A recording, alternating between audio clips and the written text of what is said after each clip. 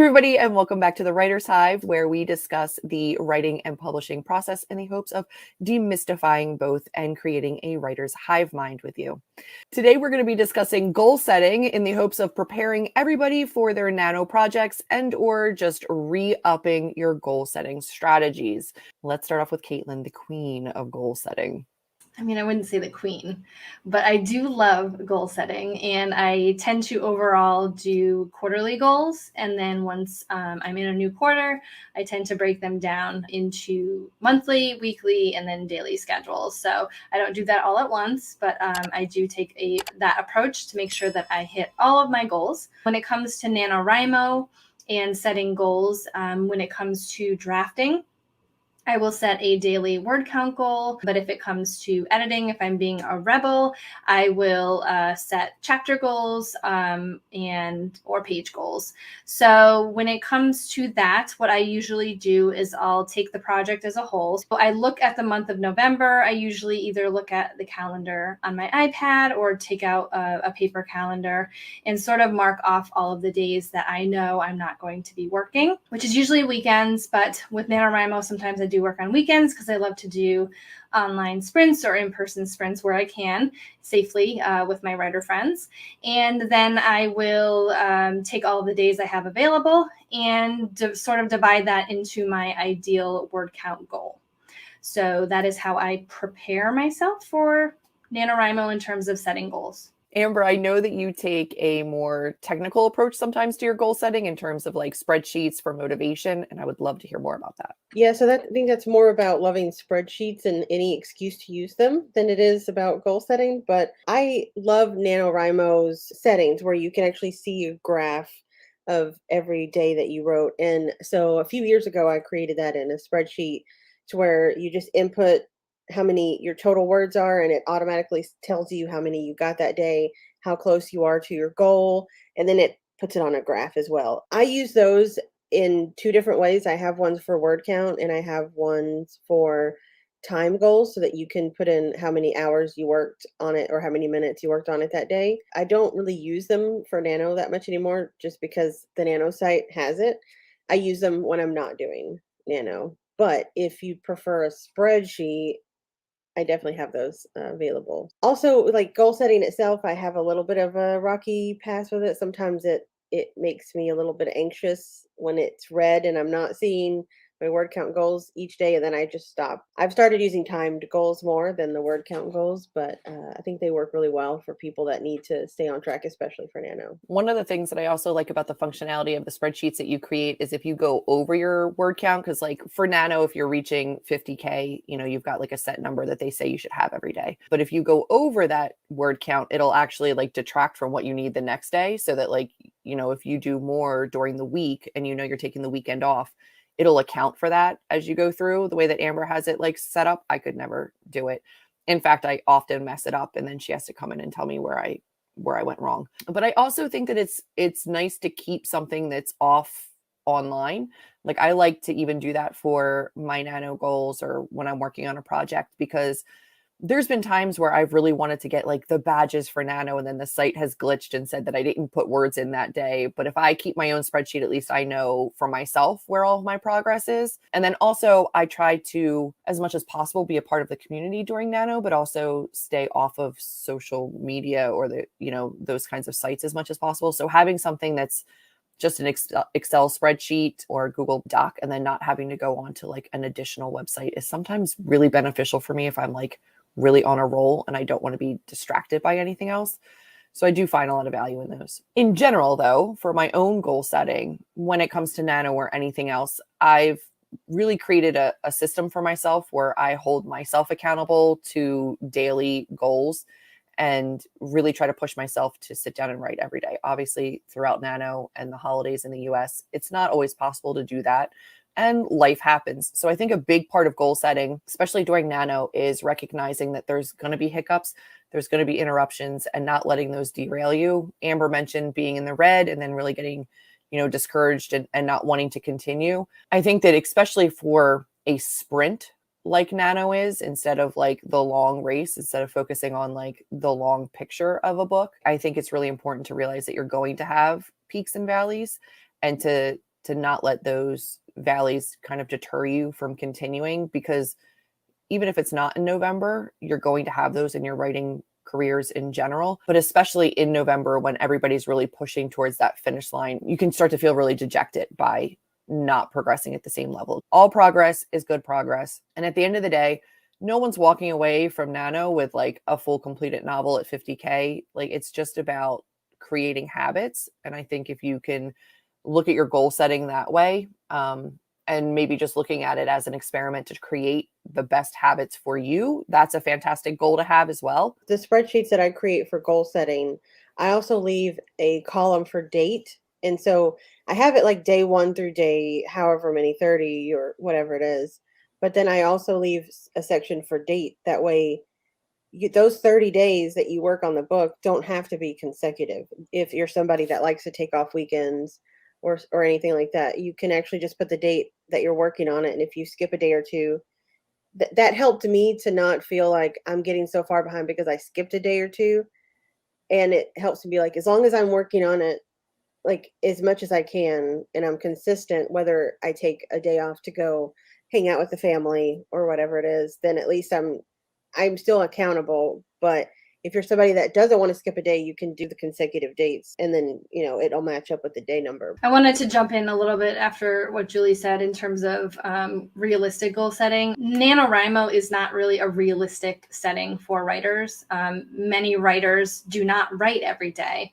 And this is why in my process, I still continue to take weekends off. If 1 or 2 sprints pops up, that's fine, but I never count on that, because my realistic goals is to spend time with my family on the weekends, especially during as we're getting close to the holidays and more fall activities. Try not to feel discouraged. I know it's difficult, like Julie said, with all the social media and everyone checking in constantly, and it's really like in your face a lot. Take it as an opportunity, if this is your first time or if you're still trying to figure out your writing process, to just try new things. And if you can reach that 50,000 word goal, that's amazing. When it comes to NaNoWriMo, it's, for me at least, it's a very like community event. I love taking part in it, and I love cheering on other writers. We kind of have to step back a little bit and like understand that it's not something that you would do as a full-time author all the time. And I also did want to mention a paid resource in terms of what I use to track my goals when it comes to editing and writing. I've been using this spreadsheet for years, and it actually encompasses an entire year, from Jamie Raintree, and it's the writing and revision tracker. She's been honing this tracker for many, many years, and there's fun like graphs and everything. So if that's something that you want to take a look at, we can put that in the description. Amber's resource is awesome as well, and I'm excited to use that one too, because I didn't realize that she had it. So that's always fun. And also, I think it's important to realize that success is different for everybody. So determining what your success is and what means success for you is really important, like from the get-go, for any kind of goal setting, not just Nano, for like long-term goal setting. What is success? Ooh, wow. What is success for you? Like checking in with yourself and figuring out like what your goals are is really important. And I think that having long-term goals are fantastic. Having that, for example, Nano, like 50K at the end of the month is a fantastic long-term goal. But if you break that down by week, knowing what your week looks like that week, like what your schedule is, what your obligations are, and then by day as well, is important. So the big picture can be really intimidating, but break your goals down. Kate does, she does her quarterly, her yearly, her quarterly, her weekly, her daily, and if you really break it down to that micro level, it can be a lot less daunting. And I tend to flounder if I don't have a set benchmark that I'm working towards. I'm very self-motivated. I'll sit down and I'll do the work. That benchmark that I can get to, and then oftentimes surpass, makes me feel a lot better. And it motivates me to keep going. Not everybody feels that way. I know there's other people where they're like, that end goal doesn't really mean anything to me as long as I feel like I've done something. Like if I sat down and I brainstormed, if I sat down and I figured out a plot hole, I didn't get words in, but I figured something else out, or I built a Pinterest board so that when I'm ready to sit down, because I'm not in the mindset to do that right now, I can move forward in a better fashion. That's success. That's absolutely still success. It's definitely forward progress. And especially during a sprint like this, where everybody's trying to run, I've seen a lot of people run towards that 50K because they were too focused on the 50K and not on producing something that they were actually happy with. And then they get to the end of the month and they realize this is not the story I wanted to tell. And I just pushed through because I wanted to be a part of the success of the month and that kind of metric for the community. Yeah, I think that's why I prefer Camp NaNoWriMo, is because I can set it at a realistic goal for myself. Because like you said, 50K in a month is not always necessarily realistic. I do have a little bit of competitiveness, but not with other people, just with myself. And it's like, oh, if I'm supposed to hit 50K, I'm going to hit 50K. And I'll end up adding in filler words that don't need to be there. I'll end up, yeah, going off on tangents just because I can write it right now, and it ends up getting deleted anyway. And I've come to the point in my writing life that I'm not worried about getting a certain amount of words anymore. It's more about just getting quality words in, because I want the book to be the best it can be the first time around, and well, not the best it can be, of course, editing, but the best it can be for a first draft, instead of deleting 10,000 words of like, nodded, shook, things like that you don't need. You just add them because you need the words. It's like when you're in school and you have to write a 2-page paper and you're writing and not using contractions. You're opening up all these words just so that you can make that 2 pages. I didn't want it to feel like that anymore. So that's why I definitely stepped back from trying to hit 50K in NaNoWriMo. Yeah, and that's why I love how throughout the years, I know when I first started NaNoWriMo many years ago, like they didn't have the Rebel NaNoWriMo, or maybe it wasn't as well known. And I think that's very much more inclusive to say you don't have to write 50,000 words. We want you to take part in our community. So whatever that looks like to you, and whatever motivation you need, and whatever realistic schedule you can set for yourself, you can still take part and not necessarily win or lose, but just have the experience put out there. I agree. It's a fantastic time to be a part of the community. It's a great time to find critique partners, writing buddies. Remember that there's no one way to write a book. There's no one right way to get to that finish line. It's what works best for you. And that's why I think that goal setting is such a deeply personal thing. What drives you forward instead of making you feel bad and stopping, right? So it's finding that happy place in between, pushing yourself, but not, overwhelming yourself. And it's a trial and error process. And I know it can be difficult to stay true to what works for you when you get caught up in something larger. So just a reminder to step back. And if this is a time where you can use it to find what works best for you, like if you don't know exactly how you like your goals to be set, this is a great time to kind of play around with that. We will have resources down below for you if you're interested in Amber's word count or timed trackers, and then the tracker that Caitlin that you mentioned too, I want to take a look at.